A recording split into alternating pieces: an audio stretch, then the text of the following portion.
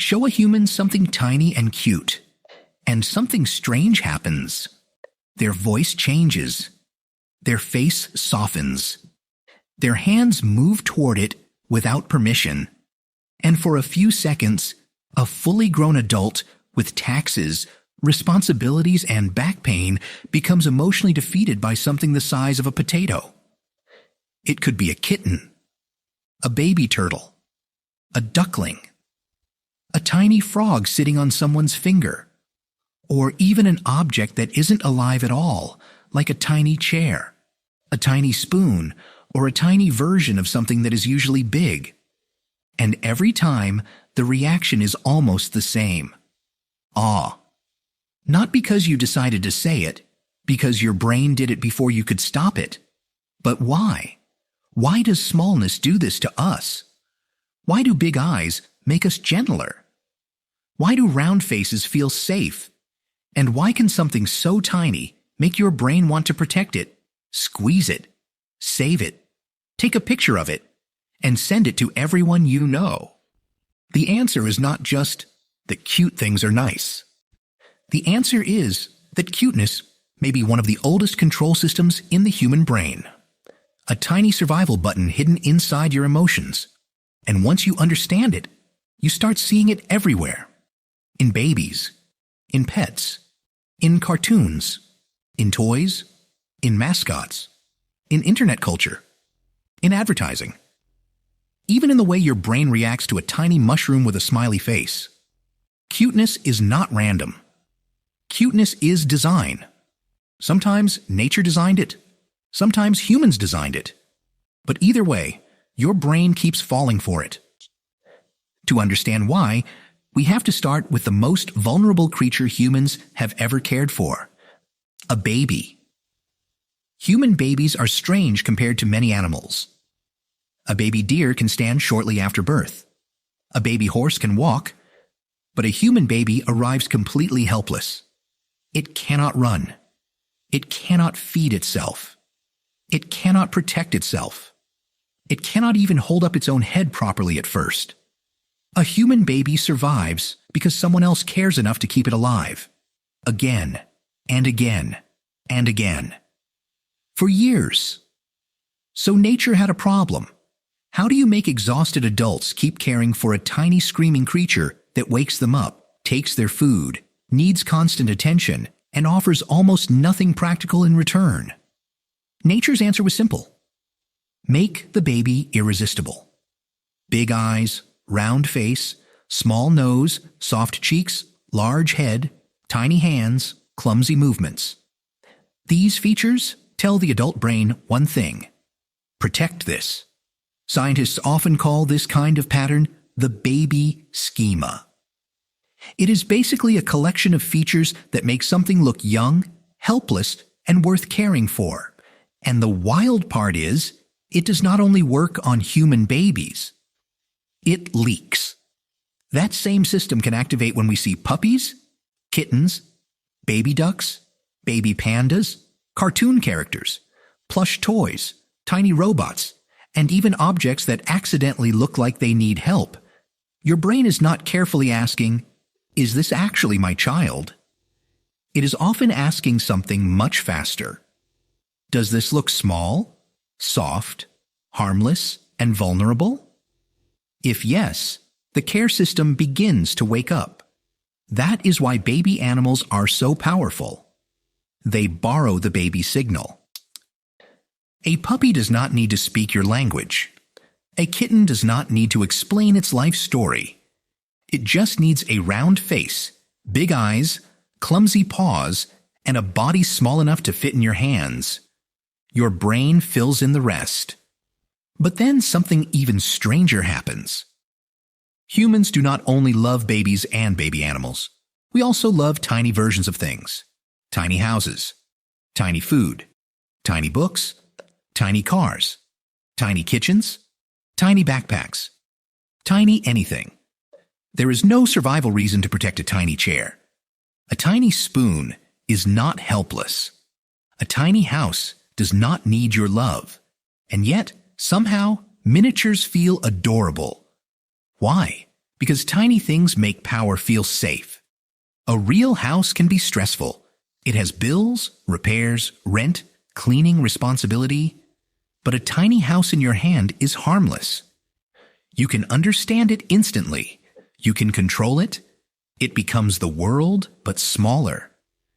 And humans love when the world becomes small enough to hold. This is why miniatures feel magical. They compress reality.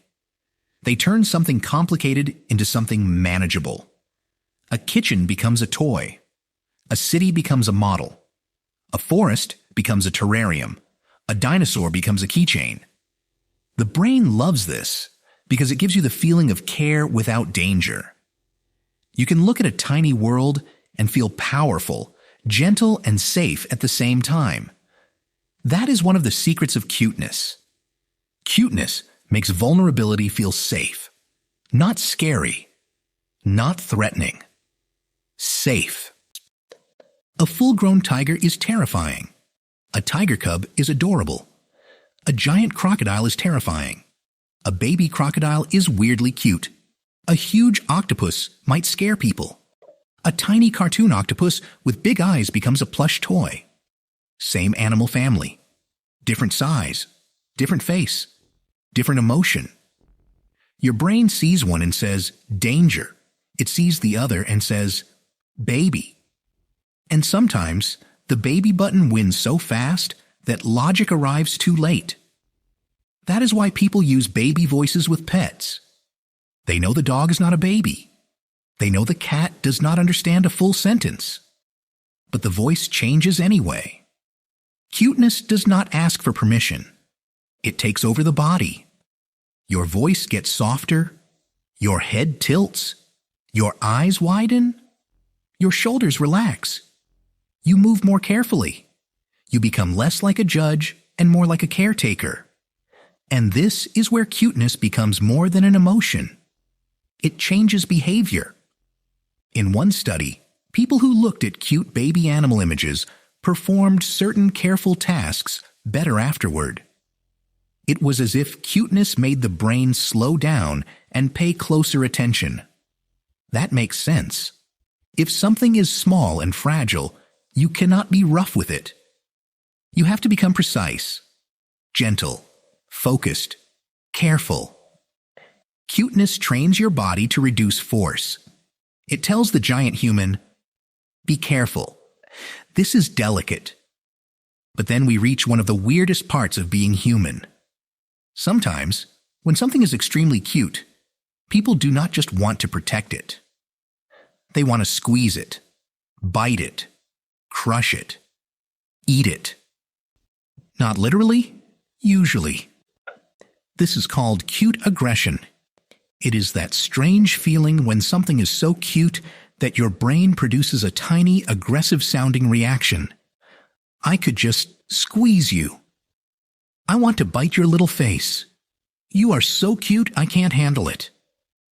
At first, this sounds like the opposite of care, but it may actually be the brain trying to regulate an emotion that got too intense. Because cuteness can become overwhelming. Too much positive feeling can make the system overflow. So, the brain balances it with the opposite expression. It is not hatred. It is emotional pressure. The brain is saying, this is too much affection. We need to bring the system back down. This is why cuteness can make people laugh, cry, squeal, or act ridiculous. It pushes the emotional system past normal language. A tiny creature enters the room, and suddenly, adults start making sounds that are not words. That is the funny side. But there is also a deeper side.